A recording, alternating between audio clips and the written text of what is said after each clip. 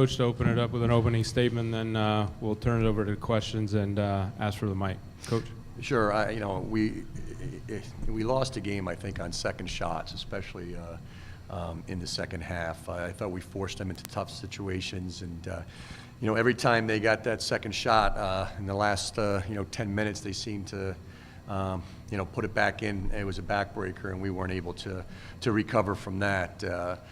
So hats off to UNCW. I thought they played a little bit tougher than us today, and that's one thing heading into the offseason that we definitely have to improve. We basically went with 4 guards the entire year, and then one post player, Caitlin here, and but a few things. I think as a new coach, when you take over a program, I think there's resistance, and this young woman sitting next to me has been a coach's dream in regards to how hard she worked. She was our heart and soul of our basketball program this year. She was receptive to every new thing we threw at her, and she's got a basketball IQ. After 24 years in coaching women's basketball, her basketball IQ is second to none in terms of players that I've coached, and my hat has to go off to her as well. She was our heart and soul this year. It's unfortunate that it had to end today. Questions? Coach, just with knowing they only had 7 players, and I think they only ended up with 13 fouls, is there a way you wish you could have forced the issue a little bit, put more pressure on them, and looking back on that? Yeah, well, we tried to, and they just didn't.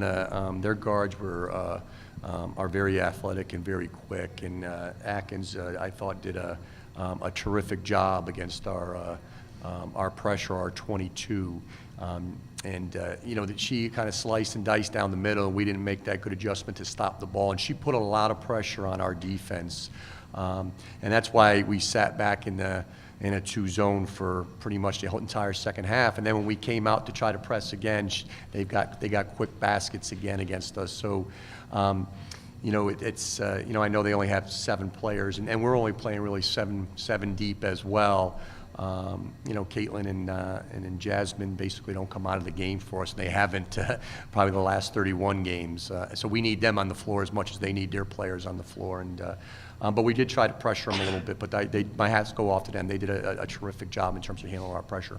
Now that your first season's over, what are you looking forward to getting out on the recruiting trail and getting after it again next year? Well, I think the first things first. Like I thought this year the foundation, was set, and like I said earlier, my thanks to Caitlin and our other senior Victoria Williams, because we made a lot of progress this year. We really did from start to finish. I thought we grew as a team. I thought we've grown as a program, and now moving into the future, it's got to start Monday. We have got to. Hit the weight room. We've got to not forget about this loss, but let this loss motivate us a little bit. But there's several things that we've got to move forward, and the weight room is one of them, and depth is another thing. And I think we have some players that didn't play a lot today or didn't play. That's my job to develop them into players for next year. Caitlin, as a veteran player with the Tribe and now with a new head coach this year, where do you see, and what did you observe from the current players of where this Tribe team will be going in the near future? I think the Tribe is headed in a very good place. We have Boone and Kyla and Anna as juniors, about to be seniors next year, and a post player. She didn't get a lot of action this time because myself and Jasmine playing the 4, but they have still talent to improve over the offseason. It's just a matter of if they're going to work hard or not in the offseason, which they have the talent and they have the drive to do that. So, and I know Coach will push them. So, yeah, Coach, as you look back in your first year coaching here in the CAA, and certainly you're a veteran coach, ranking among the top 40 with wins. Give us your perspective of this league now that you've gone through it for a season. Well, I think it's a terrific league. From top to bottom, I think it's a real athletic league, and we have got to get more athletic. We have got to get stronger. But every team I think poses a different different problem. I thought James Madison is just strong from 1 to 6, and their athletic ability to put the ball in the basket. All the way down to UNC Wilmington and ourselves. I thought UNC Wilmington is a young squad, very athletic, is going to grow, is going to get better. I do think we're in a good position. Like I said, I think we have a solid foundation here, and we need to add through the recruiting process some players, and I think we have some players coming in next year that are going to help immediately, and it will also push people into different positions. If you watch us out there today, we have Marlena Tremba, who's really a guard playing the small forward spot. She's just not ready to do that. And Kyla as well is, we have her underneath. So we put a lot of pressure on Caitlin to defensive rebound a lot. So we have some size coming in next year, some help on the perimeter, a point guard that I think is going to be fantastic. And, but the players that we have here, the foundation that we have here, we've really got to spend, starting on Monday, to improve.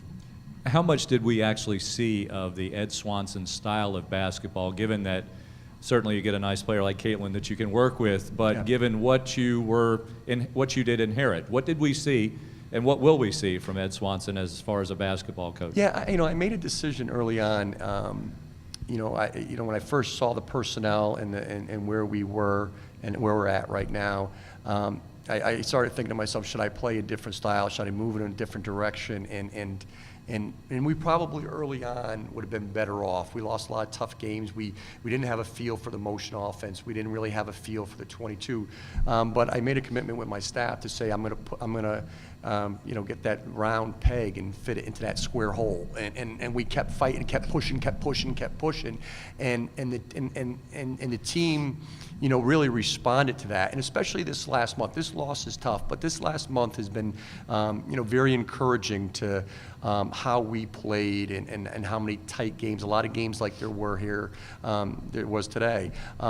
So you saw a lot of our style. We didn't play as much man-to-man. I would always look at my staff during the game. I said, I can't believe I'm still sitting in a zone. But we didn't get out and get after people as much, really because of personnel and depth issues that hurt us the entire year. But we definitely grew and made significant progress.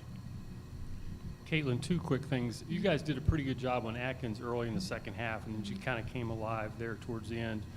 Maybe describe that. And also, I think with about a minute to go, you had your hands on that ball, and it just kind of got away. How frustrating was that? Well, Atkins is a great player, and one of the things that we tried to work on in practice was keeping her in front. And towards the end, I think we were doing a good job, but then she also, I think she has 10 rebounds. She had some good rebounds there and important rebounds in the game too as well. And coming down to that last play, it was really frustrating with that rebound, but I should have had it, and that was my mistake. But yeah. Thank you, guys. Thank you.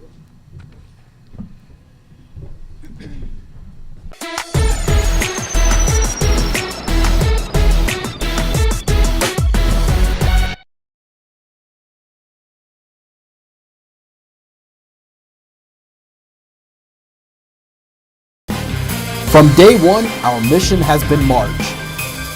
Those 4 days in March are the reason for every rep, every sprint, every shot. Every time we step on the court, we dream of stepping on that ladder, cutting down those nets, raising that trophy. In those 4 days, anything can happen. So turn up the music, it is time to dance. Visit CAAsports.com and Ticketmaster.com for more information.